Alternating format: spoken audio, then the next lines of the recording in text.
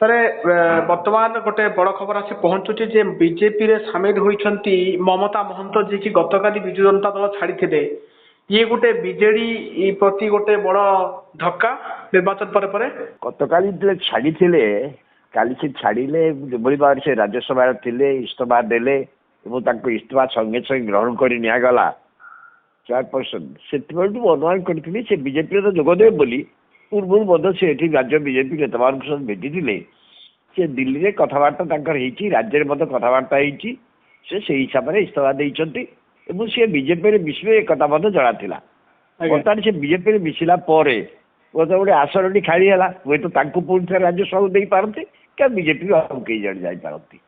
ଯଦି ବିଜେପି ତାଙ୍କୁ ଦେଲା, ପୁଣି ତାଙ୍କୁ ଯାଇକି ରାଜ୍ୟସଭାକୁ ଦେଲା, ଏହାଦ୍ୱାରା ସେ ଅନ୍ୟ ବିଜେପିର ଅନ୍ୟ ରାଜ୍ୟସଭା ସଦସ୍ୟମାନଙ୍କୁ ପରୋକ୍ଷରେ ଆକୃଷ୍ଟ କରିବା ପାଇଁ ଗୋଟେ ସୁଯୋଗ ପାଇବେ।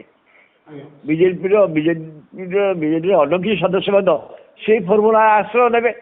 ଆଜି ଏଇଟା ହେଲା, ଗୋଟିଏ ଆସନ ଖାଲି ହେଲା, ଉପନିର୍ବାଚନ ସେଥିରେ ବିଜେପି ପ୍ରାର୍ଥୀ ହେଇଯିବେ। ସେ ଯଦି ବିଜେପି ପ୍ରାର୍ଥୀ ହେଲେ ସିଏ ମଧ୍ୟ ତା ରାଜ୍ୟସଭାକୁ ଯିବେ। ଏଇଟା ଦେଲେ ଅନ୍ୟର ଯେଉଁ ବିଜେଡି ସଦସ୍ୟମାନେ ଅଛନ୍ତି ସେମାନେ ମଧ୍ୟ ଆକୃଷ୍ଟ ହେବେ। ସେମିତି ଜଣେ ଜଣେ କରି ନେଇପାରିବେ। ଇଏ ଗୋଟେ ଦିଲ୍ଲୀରେ ନିଶ୍ଚୟ ଏ ବିଷୟରେ ଗୋଟେ ରଣକୌଶଳ ହେଇଛି। ରାଜ୍ୟ ବିଜେପି ନେତାମାନଙ୍କ ସହିତ ମଧ୍ୟ କଥାବାର୍ତ୍ତା ହେଇଛି। ଇଏ ଗୋଟେ ସୂକ୍ଷ୍ମରେ ଏ କାମଟି ହେଉଛି। ଏଥିରେ ବିଜେପି ପ୍ରତି ମୁଁ କାଲିଠୁ କହିଥିଲି, ବିଜେପି ପ୍ରତି କାଲିଠୁ ସତର୍କଟି ହେଇଛି। ବିଜେଡି ଯଦି ନ ବୁଝିପାରିବ ଠିକ ଭାବରେ ପରିସ୍ଥିତି କି, ତାହେଲେ ପରିସ୍ଥିତି ଆହୁରି ଭିନ୍ନ ହବ। ଆଜ୍ଞା, ଆପଣ ସାର୍ ଦେଖୁଥିଲେ ଆଜି ଯେତେବେଳେ ମମତା ମହନ୍ତ ବିଜେପିରେ ସାମିଲ ହେଉଛନ୍ତି, ବିଜେପିର ତମାମ ମନ୍ତ୍ରୀ ସେଠି ଅଛନ୍ତି, ଆଇନ ମନ୍ତ୍ରୀ ଅଛନ୍ତି, ପୃଥ୍ୱୀରାଜ ହରିଚନ୍ଦନ ଅଛନ୍ତି, ପ୍ରଦୀପ ପାଣିଗ୍ରାହୀ ଅଛନ୍ତି, ମୟୂରଭଞ୍ଜର ଯେ ସାଂସଦ ସିଏ ଅଛନ୍ତି, ନବଚରଣ ମାଝୀ ମଧ୍ୟ ଅଛନ୍ତି। ତମାମ ନେତାଙ୍କ ଉପସ୍ଥିତିରେ ଗୋଟେ ବଡ଼ ପର୍ବ କରାଯାଇଛି ଏବଂ ଦିଲ୍ଲୀରେ ଯୋଗଦାନ କରାଯାଉଛି। ଆପଣ ଭାବୁଛନ୍ତି କି ବିଜେପିର ଅନ୍ୟ ଚର୍ଚ୍ଚା ହେଉଛି ଆହୁରି 3-4 ସାଂସଦ ମଧ୍ୟ ବିଜେପି ସମ୍ପର୍କରେ ଅଛନ୍ତି, ସେମାନେ ମଧ୍ୟ ଯୋଗଦାନ କରିବେ? ନାଇଁ, ଇଏ ତ ମୁଁ ଭାବୁଛି ଫର୍ମୁଲା। ଆଜ୍ଞା, କାରଣ ଇଏ ଗୋଟିଏ ଆସନ ଖାଲି ହେଲା, ୟାର ଆଗ ନିର୍ବାଚନ ସରିଯିବ, ଏଇଟା ଉପନିର୍ବାଚନ, ଏଥିରେ ଯିବେ। ଏଇଟା ଯଦି ସିଏ ଯାଆନ୍ତି ବା ତାଙ୍କୁ ବି ପ୍ରାର୍ଥୀ କରାଗଲା, ତାହେଲେ ଅନ୍ୟ ବିଜେପି ସଦସ୍ୟମାନେ ମଧ୍ୟ ଆକୃଷ୍ଟ ହେବେ ଯେ ବିଜେପି କି ଚାଲିଯିବେ। ସେ ଯୋଗସୂତ୍ରରେ ନିଶ୍ଚୟ ଅଛନ୍ତି, ଥିବେ ମଧ୍ୟ। ଇଏ ମୁଁ କହିଛି ଗତ କାଲିଠୁ ଯେତେବେଳେ ଏଇ କଥା ହେଲା, ସେଇଟା ସତର୍କ ବାଣୀ ଦିଆ ହେଇଗଲା ଏବଂ ଏଇଟା ମଧ୍ୟ ଧୀରେ ଧୀରେ ଏଇଟା ବିଧାନସଭାରେ କିନ୍ତୁ ଯାହାକୁ ଇସ୍ତଫା ଦେବେ, ବିଧାନସଭାରେ ଇସ୍ତଫା ଦେଲେ ବାଇ ଇଲେକ୍ସନ ଯୋଉ ଏଠି ହବ, ଏଠି ବିଲକୁଲ ଲୋକଙ୍କ ସମ୍ମୁଖୀନ ହେବାକୁ ପଡିବ। କିନ୍ତୁ ଏ ଘଟଣାରେ ଲୋକ ନାହାନ୍ତି। ବିଧାନସଭାରେ ବିଜେପିର ସଂଖ୍ୟାଗରିଷ୍ଠତା ଅଛି। ଏ ବାଇ ଇଲେକ୍ସନରେ ବିଜେପିର ସଦସ୍ୟ ହେଇଯାଇଥିବେ। ବିଜେପି ବର୍ତ୍ତମାନ ଏଇ କୌଶଳ ଯଦି ନିଏ, ତାହେଲେ ବିଜେପିରୁ କିଛି ଅନ୍ୟ କିଛି ସଦସ୍ୟ ମଧ୍ୟ ଯିବେ ଯୋଉମାନେ ଯୋଗସୂତ୍ରରେ ଅଛନ୍ତି।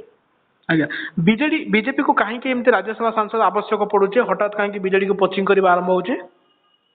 ନାଇଁ, ବିଜେପିର ରାଜ୍ୟସଭାରେ ସଂଖ୍ୟାଗରିଷ୍ଠତା ନାହିଁ ଏବଂ ବିଜେଡି ମଧ୍ୟ ଗୋଟେ ନିଷ୍ପତ୍ତି କରିଦେଇଛି। ଆପଣ ଜାଣିଛନ୍ତି, ଦଳ ନେତା ନିଷ୍ପତ୍ତି କରିଥିଲେ ବିଜେଡି ଯେପରି ଭାବରେ ପାର୍ଲାମେଣ୍ଟରେ ବିଜେପି ସରକାରକୁ ସମର୍ଥନ କରୁଥିଲା, ଆଉ କରିବ ନାହିଁ, ବିରୋଧ କରିବ, ଏଇଟାକୁ ନିଷ୍ପତ୍ତି କରିସାରିଛି ଏବଂ ବିଜେଡି ମଧ୍ୟ ସେ ଅନୁସାରେ ଆଚରଣ କରୁଥିଲା। ତେଣୁ ଏମାନଙ୍କ ଭିତରୁ ଯଦି ନେଇକି ବିଜେପି ତା ନିଜ ସଂଖ୍ୟା ବଢ଼ିବାକୁ ଚାହୁଁଛି ଏବଂ ଆ ଫଳରେ ବିଜେଡି ଆହୁରି ଦୁର୍ବଳ ହେଇଯିବ।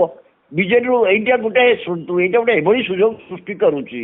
ବିଜେପିରୁ ଜଣେ ବିଜେପିରେ ଯୋଗଦେବା ପ୍ରକ୍ରିୟା ଆରମ୍ଭ ହେଲା। ଆପଣ ଭାବୁଛନ୍ତି କି ରାଜ୍ୟସଭା ସାଂସଦଙ୍କ ପରେ ବିଜେଡିର କିଛି ବିଧାୟକ ବିଜେପିରେ ଯୋଗଦାନ କରିବେ?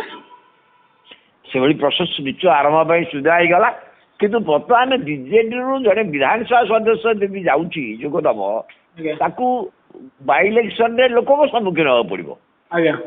ଲୋକଙ୍କ ସମ୍ମୁଖୀନ ହେବା ପାଇଁ ଦଳ ଯଦି ପ୍ରସ୍ତୁତ ହବ ବାଇ ଇଲେକ୍ସନରେ ଭେଟିବା ପାଇଁକା, ସିଏ ଗୋଟେ ଭିନ୍ନ କଥା ହବ। ତେଣୁ ସେଭଳିଆ ଅବସ୍ଥା ପ୍ରଥମେ ଦେଖିବାକୁ ପଡିବ। ସେ ଆସେମ୍ବଲିରେ ଯୋଉ ଆସନରେ ଇସ୍ତଫା ଦେବ, ସେଠି ଦଳ ଜିତି ପାରିବ କି ନାହିଁ। କିନ୍ତୁ ଓଡ଼ିଶାରେ ଯାହା ଅଛି ବିଜେଡି ଭିତରେ ଗଲା ଭୋଟ ଆମେ ଦେଖିଲୁ, ସେଥିରେ ହଠାତ୍ ଯେ ଜିତି ହେଇଯିବ ଏ ସମ୍ଭାବନା କମ୍ ଅଛି। ସବୁଠି ତ କହିପାରିବେନି ଆପଣ, ଲୋକମାନେ ଭୋଟ ଦେବେ। ସେତେବେଳେ କ'ଣ ପରିସ୍ଥିତି ହେବ, ଲୋକମାନେ ଭୋଟ ଦେବେ। କିନ୍ତୁ ଏଠି ରାଜ୍ୟସଭା କ୍ଷେତ୍ରରେ ସେ ଅସୁବିଧା ନାହିଁ। ରାଜ୍ୟସଭା କ୍ଷେତ୍ରରେ ହେଉଛି ସିଧା ଭାବରେ ଯିଏ ଇସ୍ତଫା ଦେବେ ତାର ଉପନିର୍ବାଚନ ହେବ ଏବଂ ଦଳର ବିଧାୟକମାନେ ଭୋଟ ଦେବେ। ଆଉ ଦଳର ବିଧାୟକ ତାଙ୍କର ସଂଖ୍ୟାଗରିଷ୍ଠତା ଅଛି, ସେ ସଂଖ୍ୟାଗରିଷ୍ଠ ବଳେ ତାଙ୍କ ସଦସ୍ୟ ନିର୍ବାଚିତ ହେବେ ବିଜେପିର। ଏଇଟା ସହଜ ବାଟ।